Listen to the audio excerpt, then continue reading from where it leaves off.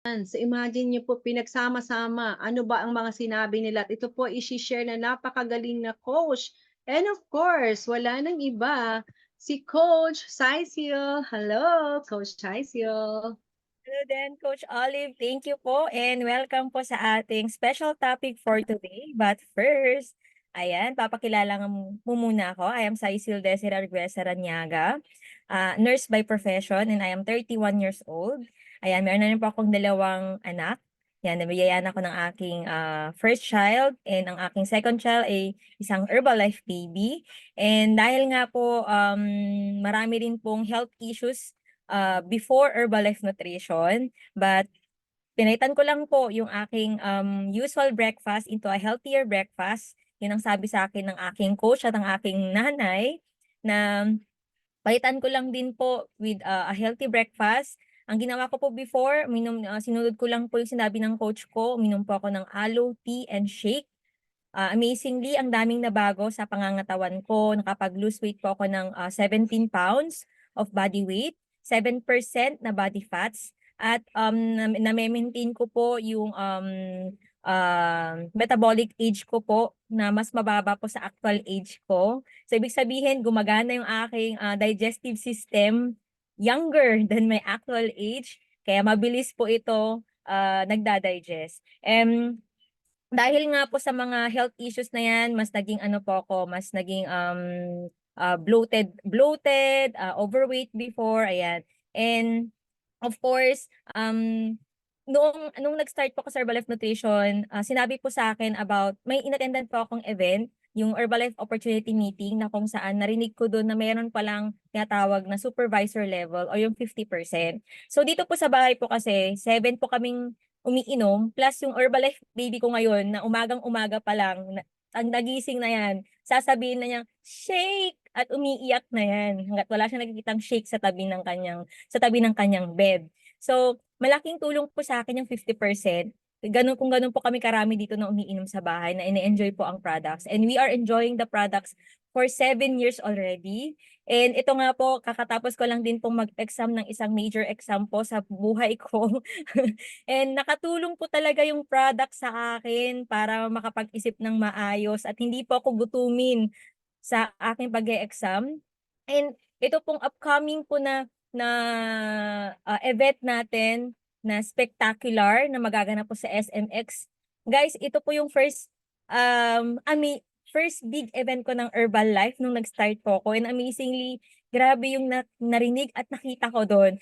Nasabi ko, ay, ganito pala karaming umiinom ng products.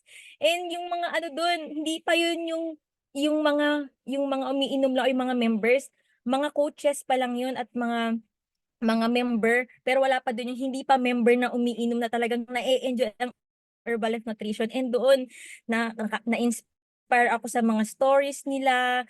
And dahil sa mga stories na yun, kaya umabot ako ng 7 years. So, para malaman nyo kung ano ba yung mga yun na narinig ko at nakita ko as the person na nag-invite sa inyo ngayon, kung paano po maka-attend sa event na to.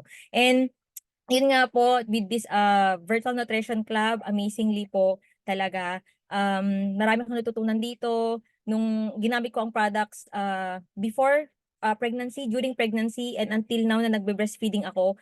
Dahil po dito, dahil ang dami ko natutunan po sa ating online session po natin. Kaya tuloy-tuloy lang po tayo sa pag-attend dito, especially yung mga Sunday topics ni Mother Arlene na hindi lang po physical aspect ang kanyang inaayos, kundi pati yung spiritual aspect ng ating mga buhay. Nakakatulong po siya para mas makilala pa natin yung ating creator po. So, enough with my story. Doon na po tayo sa ating topic.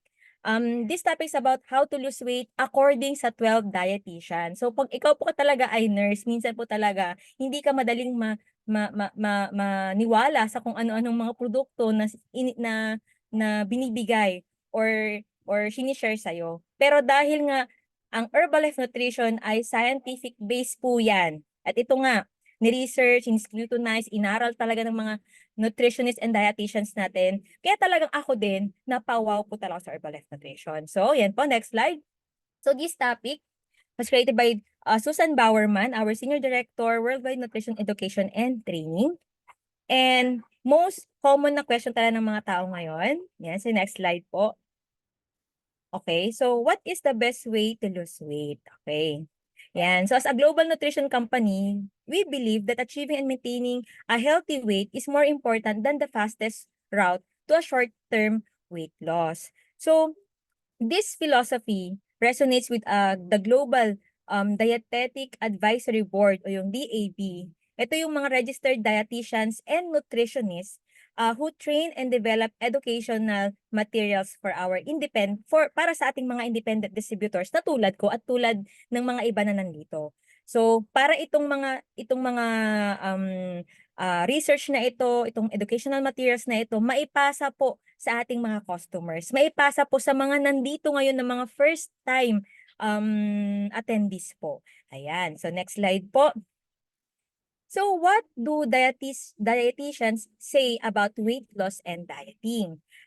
Few years ago kasi guys, ang Herbalife Nutrition, nag-survey sila ng mga dietitians na nag-a-attend ng annual meeting of Academy of Nutrition and Dietetics. And ang gusto po nila dito sa survey na to, makita natin kung ano ba yung mga nutrition goals ng mga individuals, ng mga tao, ano ba yung mga diet-related misconceptions, and ano ba yung mga challenges na pwedeng makahinder para maging compliant tayo dun sa program natin. So, yan nga, sabi dito, nearly 57% listed na losing weight as the most common goal among patients na nireport sa mga dietitians. Another one, 20% of the dietitians reported eating a healthier diet is goal or concern ng karamihan ng kanilang mga pasyente daw. And 31% naman, sabi ng mga dietitians na among patients, the most common misconception is that a very low carb, take note guys, a very low carb diet is the best way daw to lose weight and keep it off. O mga misconception ng mga pasyente, ng mga individuals or mga patients daw nila. Another one din po na misconception is you should cut all forms of sugar from your diet. 24% daw ng mga patients nila ay nagsabi nito. And sabi rin ng mga 20% ng mga patients nila ay vegetarian diets are protein deficient. So, another one din po, when it comes to staying on regimen, para maging ano tayo, tawag dito, magstay tayo sa ating program, more than half of dietitians, 51% reported lack of motivation to stay on plan.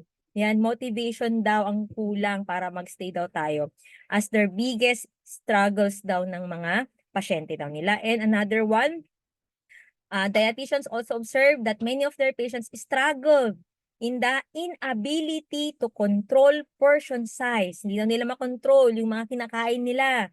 Another one, inadequate time to prepare meals. So kung makita niyo po guys, no, grabe ang daming problema ng mga tao para ma-achieve talaga yung weight loss goal nila. That is why, next slide po, practical advice from Arda, ito yung mga top 12 na dietitians, ayan. Nag-share po sila ng kanilang mga practical advices para ma-achieve po natin successfully kung ano ba yung ating weight loss goal. So, ayan nga po. Tip number 1, next slide po. Okay, so sabi dito, don't just focus on weight loss. Focus on a healthy diet. This is according to, sige po, paklik po. According to Ana Cristina Gutierrez, a member Herbalife Dietetic Advisory Board from Costa Rica. Sabi dito, people should not focus only on body weight. They should focus on health. Eating healthy and having an active lifestyle is the best way to achieve a healthy body composition. So keep your focus on eating a healthy, balanced diet and working out to build or maintain your muscle. And keeping this healthy lifestyle for the rest of your life. So, guys, sabi na dito, wag mag-focus dun sa body weight. Mag-focus tayo dun sa health. Kasi yung body weight, short-term goal lang yun. Pero ang health po natin, long-term or lifetime goal po yan. Kasi hanggang tumanda tayo, yan ang kasakasama natin, yung health po natin. Okay, next slide po. Tip 2, set and celebrate milestone during your weight loss journey. This is according to Aria Novitasaria, a member Herbalife Dietetic Advisory Board from Indonesia. Sabi niya dito, celebrating every milestone is important to your weight loss effort because it keeps you looking at how far you've come, not how far you have to go. When it comes to weight loss, a slow and steady pace always seems to win the race. But the pace can feel frustrating at times, so set plenty of time, little milestone along the way, and find ways to reward yourself. You might want to buy a new article of clothing or treat yourself to a massage. Remember, you deserve it after all your hard work. So sabi nga nila, di ba yung lines na sinasabi na malayo pa, pero malayo na. Sabihin, hindi man ganun, wala ka pa dun sa goal mo, pero yung konti-konti po na nababawa sa ating mga timbang, naku, pag pinagsama-sama po yan, ang laking tulong po yan. Makita nyo lang po yung damit mo na dati na gusto mo at hindi mo maisuot noon, ngayon nasusuot mo na, malaking achievement po yan. So let's celebrate these small wins po sa ating mga buhay. Okay? Next slide po. Tip number 3, don't fall victim to fad diets or social influence. Find a healthy balance plan that works for you. This is according to Shreyashi Moitra from India. So fad diets may lead you to a temporary lose weight, but it's not a healthy way to lose because you risk losing some of your hard-earned muscle mass rather than body fat. So before falling for any social influence, remember the goal should not be only to lose weight but to change your lifestyle for good with a healthy balanced diet and adequate physical activity. Nowadays nga talaga, marami na talaga sa social media ang lumalabas, mga group page po na kung saan sinasalihan ng mga tao para gayahin, pati mga social influencer na nagpro-promote ng mga products para mag-lose weight. Pero guys, yun nga, wag po natin sasayangin yung na-earn ng katawan natin na muscles kasi baka po yung muscle po ang nalulose weight, hindi po body fats. So, take note of that. Kailangan po body fats ang nababawas at ang muscle mass na maintain or na nabibuild, nare-rebuild ulit siya. So, yun po. Tip number 4, make sure you get enough protein. Ayan. Okay. So, this is by Alice Zhu from China naman to. Protein is an essential nutrient that is important for optimal growth and development. It is also essential for helping build and maintain muscle mass. Protein plays an important role in weight control because it helps with hunger control. Having adequate protein at meals and snacks such as protein shakes or bars, that helps to satisfy you. This is very true po. Noon po, sabi sa'yo, kahit nurse po ako, kahit alam ko itong salitang protein, hindi ko po ito pinapansin. Basta alam ko na pag nag-lose weight, low carbs. Low carb diet. Carbs lang po yung kilala ko noon. Pero dahil sa Herbalife Nutrition, mas nakilala ko na si protein at nalaman ko na 40% po nito ay kailangan ng ating katawan. Kaya make sure to have enough protein. Tip number 5, ayan. Okay, incorporate healthy snacking. Ayan, sabi nga dito, by Vipada Silao, kung naalala nyo pa po, siya po yung nag-discuss about the teas from Thailand. Ito si Vipada Silao. In today's society, snacking contributes close to 1/3 of daily energy intake, but healthy, balanced snacks are an important part of a balanced diet. Taking in high-protein snack foods can help you feel satisfied and may allow you to eat less at your next meal. Rather than feeling guilty about snacking, learn to incorporate healthy snacking into your day. Actually, nowadays talaga, sobrang importante ng snackings. Kasi talagang ang mga tao ngayon kasi gustong on the go and karamihan ng mga on the go foods yung mga snacks talaga. That is why kailangan talaga maging mindful tayo sa kung ano yung kakainin natin for snacks. So marami na po tayo ngayong snacks na rich in protein and healthy po. Ayan. So yan, meron tayong mga healthy snacking sessions, yung mga recipe making dito sa ating BNC. Ano nyo po yun? Abangan nyo po yun. Okay? Next, tip number 6. Ayan. Don't cut calories too far or skip meals in order to lose weight. This is from Marine Garza from Mexico. Yan, sabi niya dito, dieting is not about how much you eat, but what you eat.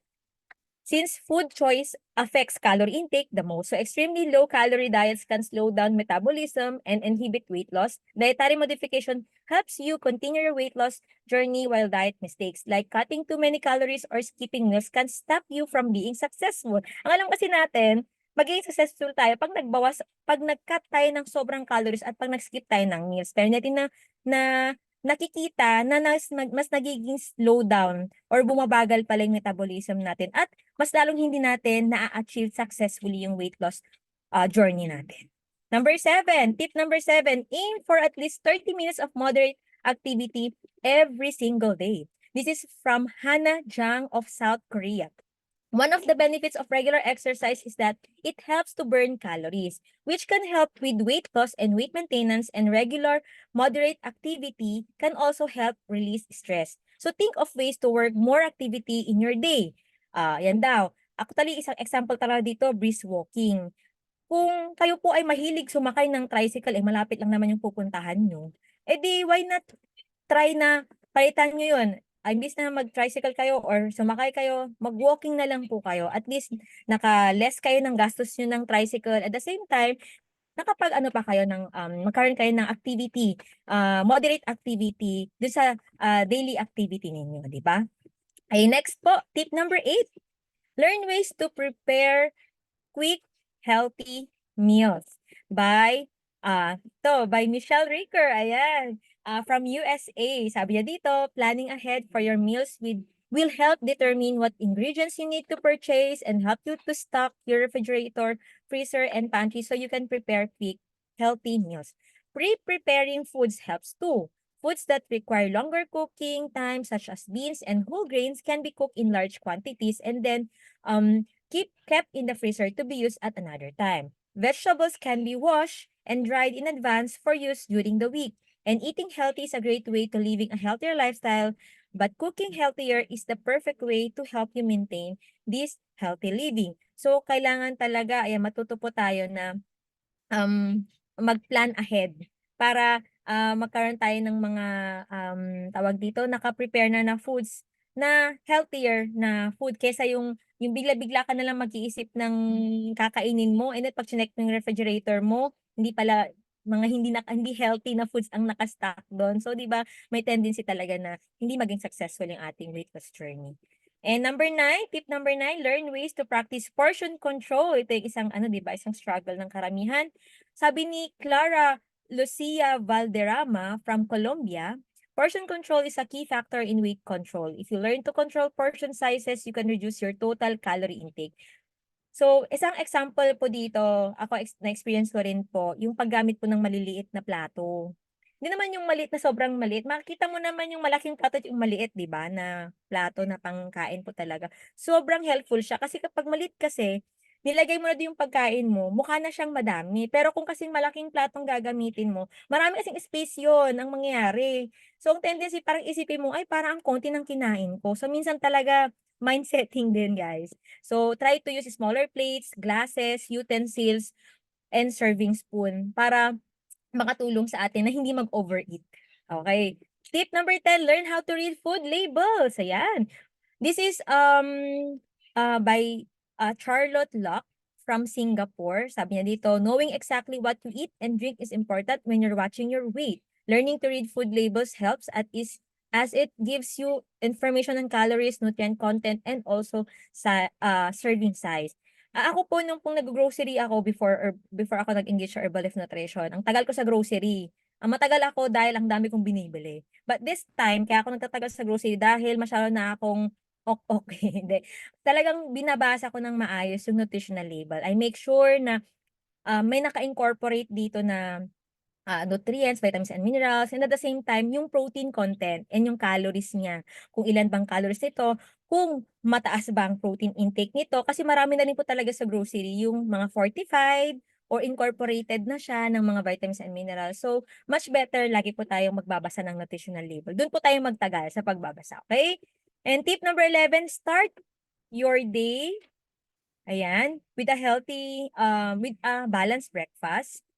This is by Julie Yu from Taiwan. So breakfast is the most important meal of the day. A healthy, balanced breakfast can not only help you to manage your weight, concentrate at work or school, but it also helps you to stay focused on your activities. Breakfast should include a balance of protein, carbohydrates, and fat. If you have a busy schedule, consider making a healthy shake instead of relying on fast food or skipping breakfast entirely. This is very true po. Dahil ako po dito may mga kasama akong mga bata na pumapasok araw-araw. Ang hirap bilang nanay na mag-prepare pa ng ang dami-dami para lang ma-incorporate mo dun yung vitamins and minerals, yung protein, yung carbohydrates and fats. That's why yung very thankful ako nung nag-pandemic na i-incorporate ko sa mga bata na ang shake ay kompleto na. Mabubusog na kayo dito kapag pumasok kayo sa school, hindi kayo gugutumin. Kaya ngayon, very hassle-free sa akin na bilang nanay na yung shake ang breakfast ng mga bata. At kami rin, hindi na kami nag-isip ng mga kung ano-ano pa para lang maging healthy yung breakfast namin. Shake is enough. Yan. And of course, yung tip number 12, tip by Susan Bowerman. Ayan, takes into account your lifestyle, your usual eating patterns, your likes and your dislike. In other words, is uniquely yours. So kay Susan Bowerman, sabi niya dito, it may take some time to figure out what works for you, but it's important because the healthy behavior you adopt now to lose weight are the same ones that will help you keep the weight off. Ang punto dito is there are plenty of paths that lead you to the same endpoint. Pero mag-decide po kayo on the healthy behaviors na gusto mong i-work out and let them lead you to your goal. In other words, keep your focus on the trip, not the destination. Kasi kung ang mindset mo kaagad is yung end goal mo, eh paano kung may mga struggle along the way? So dapat mag-focus tayo dun sa journey mo ng weight loss program. So measure your progress not by what the scale says, wag yung sinabi ng timbang, but by the positive and consistent behavior changes you're making. So kami 7 years na kaming nag-Herbalife. And yun ang talagang nilulook forward ko, yung more years to come na kami po ay healthy as a family po. So, ayan. Ayan, next slide po. Okay. So, ayan. So, sige po. Click po. So, being healthy and fit, is it a fad or a trend? But it's a lifestyle. So, I hope marami po tayong natutunan and take home notes natin. So, back to you, Coach Olive.